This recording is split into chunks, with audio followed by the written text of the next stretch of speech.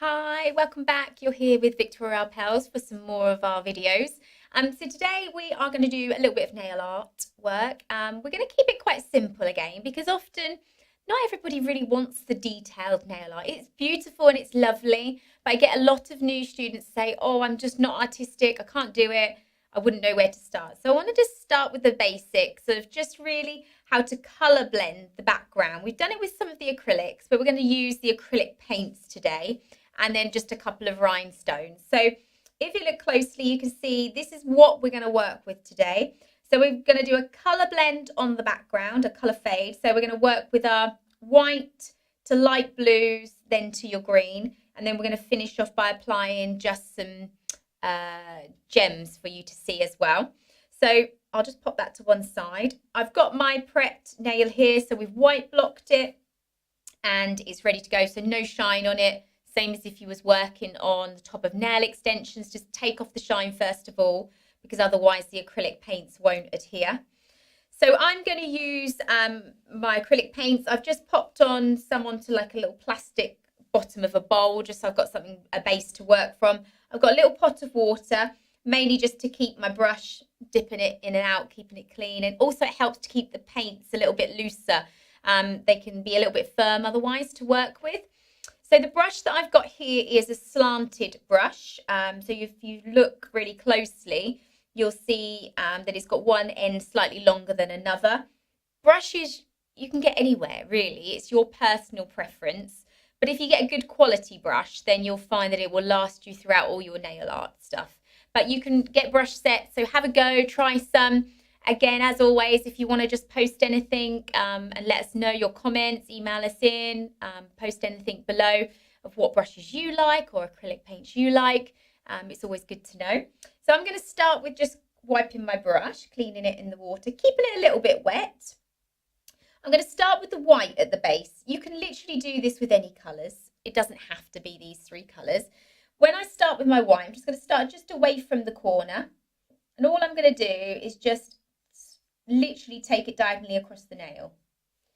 Now your base, this is the white, so I'm only going to take it sort of 1/3 of the way. I'm not going to wipe my brush, but I'm going to go straight into the blue. Just going to wet that just very slightly. And then I'm going to start just away from where I've finished. And all I'm going to do is literally diagonally go down into the white. So the white will become a light blue as well. If you feel you've got too much on your brush, just blot it off slightly and just keep working it into that base of the white until you get that light blue colour appear. So the idea is you're going to have a light blue at the bottom fading into a slightly darker baby blue, and then we are going to go into like a green sort of tip at the very end. So less is more with your darker, stronger colours. I'm going to start right on the tip, again diagonally, keeping your brush moving, working it into the rest of the blue in the middle and just working it back up. What you don't want to get is lines, so just literally keep working it until you've blended it right in. And sometimes you do it and it just doesn't work, and other times it does. So don't be disheartened if you have a go and it just doesn't happen for you. So I've literally just worked that right the way in. So I've got my base starting to form there. Make sure it's fully dry, you haven't got any streaks in it. So I've got my light blue, baby sort of blue, and then coming up into the greens. Just going to clean my brush. We don't want the acrylic paint setting, it sort of hardens your brush slightly. Give it a clean, just pop that to one side.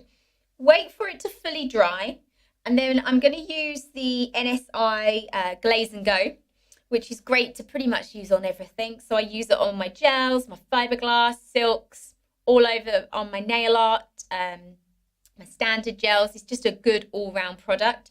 So once that's dry, I'm going to put my NSI Glaze and Go on, not put it under the lamp, and then I'm going to put my gems into it first of all. So often people will say, do I need to stick them on with nail glue? You don't need to do any of that. You're just going to seal it with your gel top coat. And you can use any brand that you particularly want to.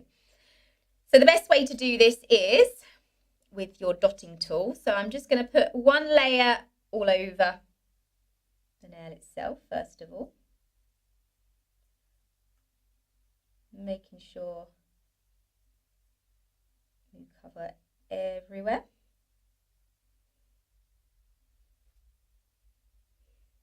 And then I'm just going to pop a little bit on the end of my dotting tool, just to allow me to pick up my gems more than anything. I'm going to use some little teardrops this time. You can obviously use them any way you want to. So I'm going to pop them at the tip, working down the centre, first of all, so they can be a little bit fiddly to pick up. If you find you can't pick them up, just put a little bit more top coat on your dotting tool or wooden orange stick. You can literally move them about to wherever you want before it goes under that lamp. They're very movable. And people say, well, you can get proper tools to pick up your gems and things. A dotting tool or a wooden orange stick is absolutely fine. So I'm just going to apply one more. I could go all the way down the centre if I wanted. You could go diagonally. You can really do whatever you want, but it's a nice simple design. Looks great again just on one finger. I wouldn't probably put it on a full set of nails because it might be a little bit too much. So just make sure they're in place exactly where you want them.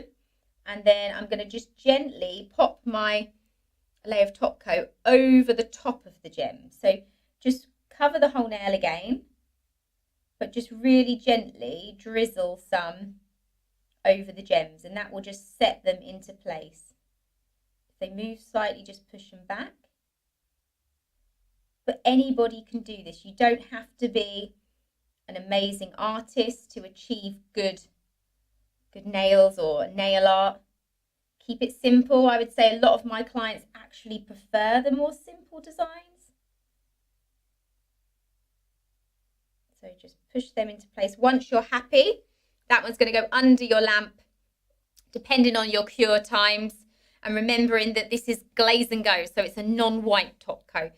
I don't tend to use the wipe off top coats because it again can pull some of it away. So the non-wipe off top coats are much better. Some of the gel polish ranges offer that too, but as I said, I tend to use the glaze and go. It just works really well with pretty much everything. So when this then comes out, your client would be good to go. You put your cuticle oil on and off. So as I said, you can literally do this any colours.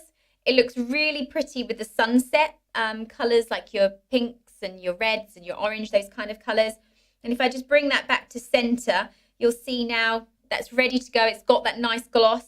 And I'll just slowly turn it for you so you can see you've got that colour blend, and then you've just got that nice simple design just down the centre. Hasn't particularly taken very long to do, but a great another design for you to try at home. So let me know your thoughts. Have a go. If you've tried it with any different colours, post them. Let me see them. I just love seeing your work. So see you soon.